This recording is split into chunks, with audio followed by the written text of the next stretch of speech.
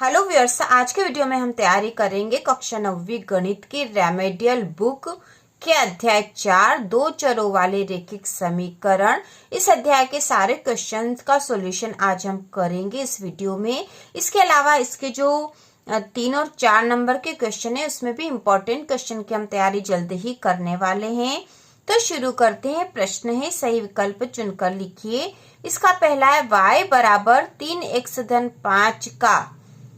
तो यहाँ पे है एक अद्वितीय हल है, केवल 2 हल है, अपरिमित रूप से अनेक हल है या कोई हल नहीं है। तो इसका उत्तर आएगा अपरिमित रूप से अनेक हल है। y बराबर 3x धन 5 का अपरिमित रूप से अनेक हल है। दूसरा है समीकरण x ऋण 2y बराबर 4 के लिए निम्न में से कौन सा एक हल है। तो इसका उत्तर होगा 4 0। ठीक है, यह हल होगा इसका। जब इसको हल करेंगे तो यहाँ आएगा इसका आंसर। इसके बाद तीसरा है समीकरण y बराबर a का आलेख एक सरल रेखा है। तो इसका उत्तर होगा x अक्ष के समांतर, x अक्ष के समांतर।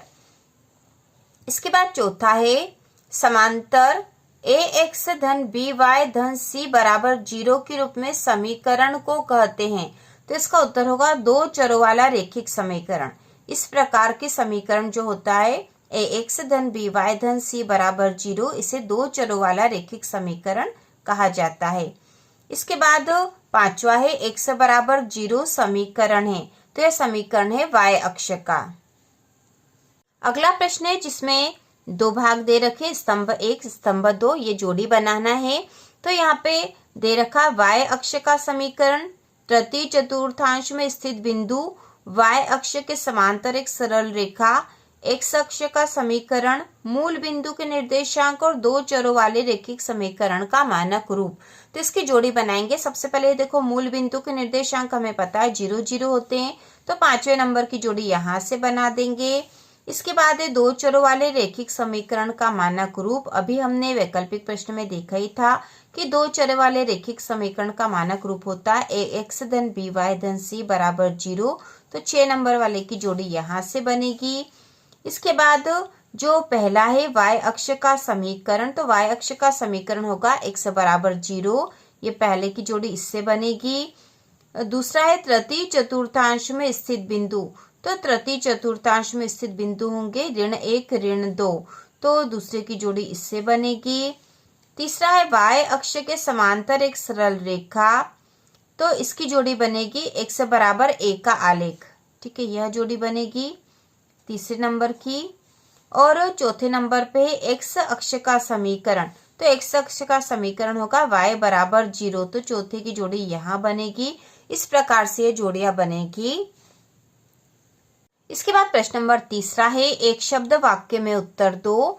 इसका पहला है 2x धन 3y बराबर 4 में कितने चर हैं। तो इसका उत्तर लिखेंगे हम पहले का।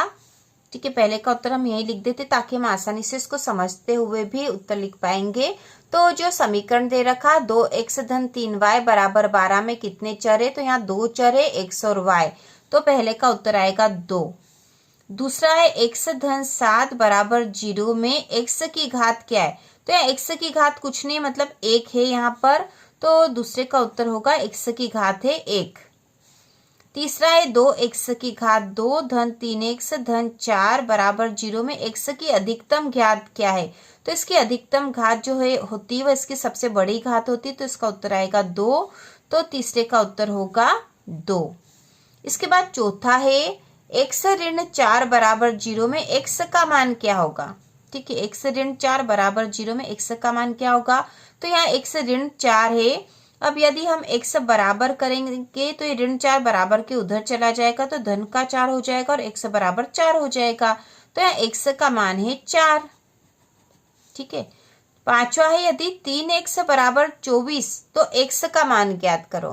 ठीक है, 3x बराबर 24 तो x का मान ज्ञात करो। तो यहाँ पे देखो, इसको हम यहाँ पे हल करके देख लेंगे।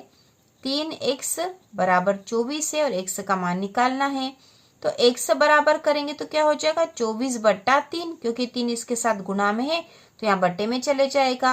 अब यहाँ भाग लगा देंगे, 3 1 कम 3, 3 8 24, तो x बराबर आ जाएगा 8। ठीक है, तो यहाँ पर हम पांचवे का आंसर लिख देंगे x बराबर 8। x का मान ज्ञात करना था, तो x का मान होगा 8।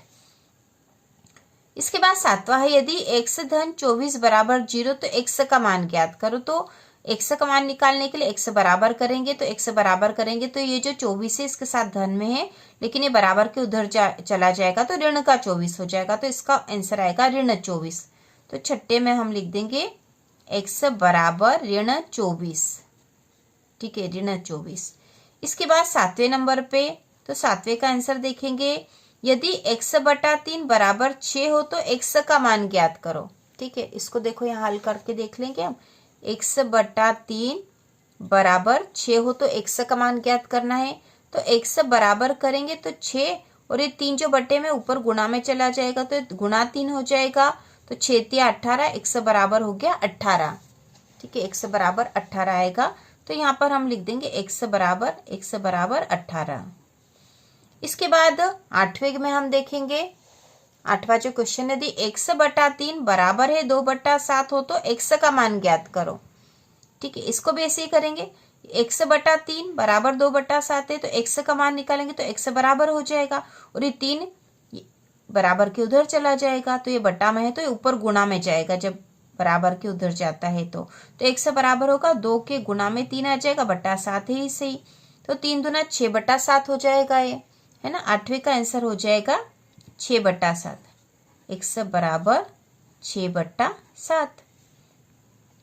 इसके बाद 9वां देखेंगे, 9वां है, y बराबर 3x धन 5 में कितने हल संभव है। तो इस तरह का जब भी समीकरण होता है तो उसके अपरिमित रूप से अनेक हल होते हैं, तो 9वें का आंसर होगा अपरिमित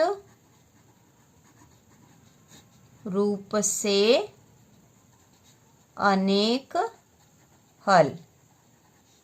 ठीक है, 9वें का आंसर होगा अपरिमित रूप से अनेक हल, ये आंसर आएगा इसका।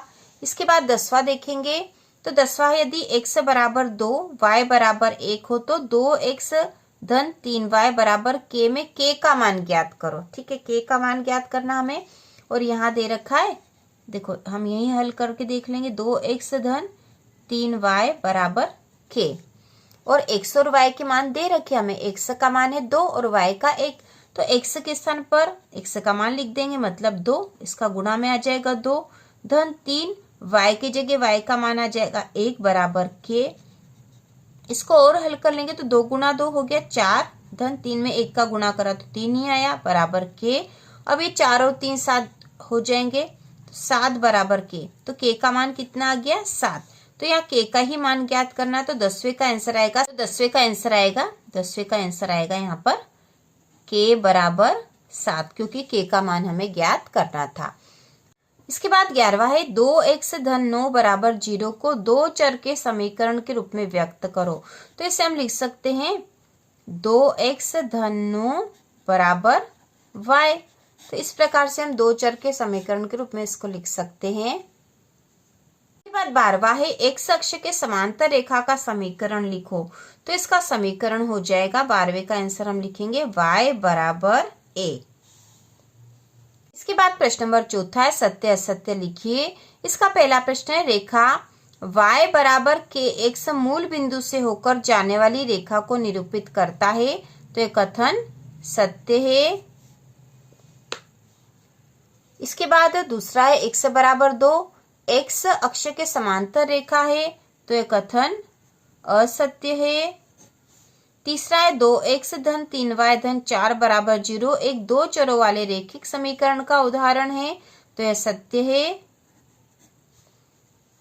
चौथा है, x बराबर 0 x अक्ष का समीकरण है, तो यह कथन असत्य है।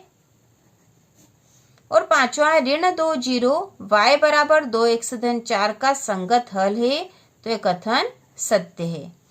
इसके बाद अगला प्रश्न है, रिक्त स्थानों की पूर्ति कीजिए। तो इसमें पहला प्रश्न है, यदि बिंदु 3 4 समीकरण 3y बराबर 2x धन 7 के आलेख पर स्थित है, तो a का मान है, तो a का मान होगा 5/3। इसके बाद दूसरा है, दो चरों वाले रेखिक समीकरण का आलेख एक होता है, तो एक सरल रेखा होता है। ठीक है, यहाँ आएगा सरल रेखा। दो चरों वाले रेखिक समीकरण का आलेख एक सरल रेखा होता है। तीसरा है समीकरण x बराबर 1 का आलेख y अक्ष के एक सरल रेखा होता है, तो y अक्ष के समांतर एक सरल रेखा होता है। यहाँ रिक्त स्थान में हम लिखेंगे समांतर। इसके बाद चौथा है x बराबर 0 का समीकरण है, तो यहाँ आएगा y अक्ष का समीकरण है। x बराबर 0 y अक्ष का समीकरण है, तो यहाँ रिक्त स्थान में आएगा y अक्ष। इस प्रकार से हमने अध्याय 4 दो चरों वाले रैखिक समीकरण वाले अध्याय के भी सारे प्रश्न कर लिए आपके रेमेडियल बुक के, और बहुत ही महत्वपूर्ण है आपके एग्जाम के लिए। इसके अलावा भी जो भी कठिनाई आप कमेंट करके बता सकते हो। और वार्षिक परीक्षा की तैयारी भी चैनल पर शुरू हो गई है, कक्षा 9वीं के हर विषय की। तो इसी प्रकार के और वीडियो देखने के लिए, कक्षा 9वीं की संपूर्ण तैयारी के लिए चैनल को सब्सक्राइब कीजिए।